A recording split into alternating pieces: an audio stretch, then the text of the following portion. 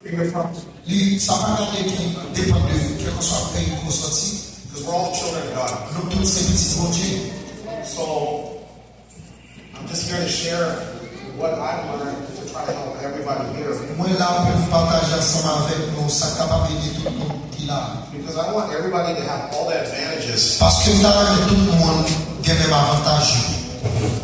It's hard enough right now. Yeah, he fired. It's hard enough to navigate through this country. You're here to try to ask to stay in this country. And then you also have a government that basically the concern is that they might send you back.